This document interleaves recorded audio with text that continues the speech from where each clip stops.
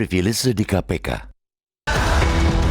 Saya tidak pernah menerima sepeser pun dari kasus yang dituduhkan kepada saya.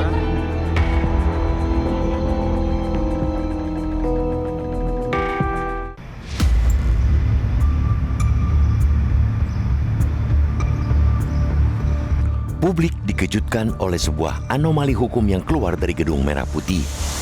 Komisi Pemberantasan Korupsi (KPK) yang selama ini dikenal dengan rompi oranye penyulut rasa malu dan sel isolasi yang dingin, tiba-tiba menunjukkan sisi humanis yang tidak lazim.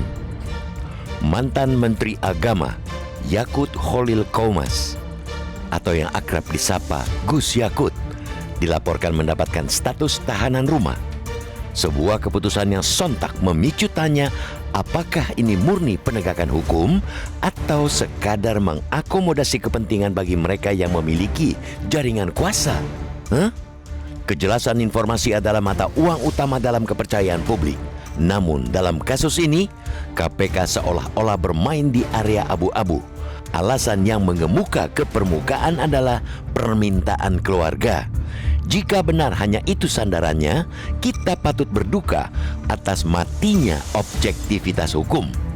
Apabila permintaan keluarga bisa menjadi tiket emas untuk keluar dari jeruji besi, maka ribuan tahanan lain pun punya hak yang sama untuk pulang dan tidur di kasur empuk mereka sendiri.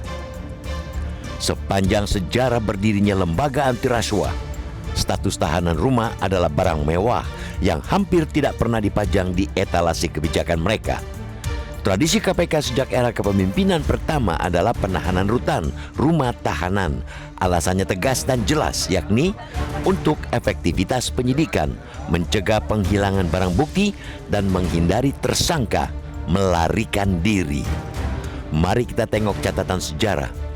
Hampir semua tersangka kelas kakap, mulai dari mantan menteri, ex-gubernur, hingga mantan ketua lembaga tinggi negara, mencicipi pengapnya sel rutan guntur, rutan K4 atau C1.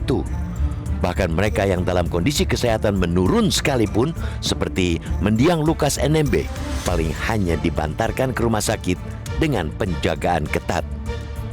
KPK harus sadar bahwa setiap langkah yang mereka ambil dipantau oleh radar publik. Memberikan status tahanan rumah tanpa alasan medis yang sangat mendesak atau alasan hukum yang transparan adalah bentuk diskriminasi yang nyata. Pasal 27 ayat 1 Undang-Undang 1945 mengamanatkan bahwa segala warga negara bersamaan kedudukannya di dalam hukum. Ketika prinsip equality before the law dilanggar demi seorang mantan pejabat, maruah penegakan hukum sedang dipertaruhkan. Kita mendorong KPK terbuka dalam hal privilege yang diberikan kepada Gus Yakut.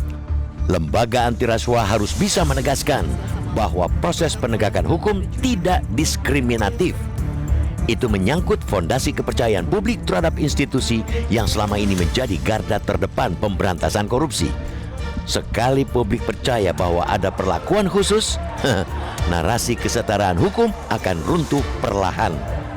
Keterbukaan KPK bukan lagi sekadar pilihan, melainkan keharusan.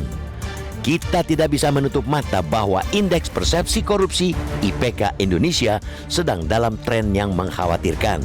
Stagnasi, bahkan penurunan skor IPK menunjukkan upaya pemberantasan korupsi kita sedang berjalan di tempat, bahkan mundur. Ketidaktegasan terhadap tersangka korupsi hanya akan memperburuk situasi. Sebab dalam pemberantasan korupsi, yang paling berbahaya bukan hanya korupsi itu sendiri, melainkan juga ketika keadilan mulai tampak bisa dinegosiasikan.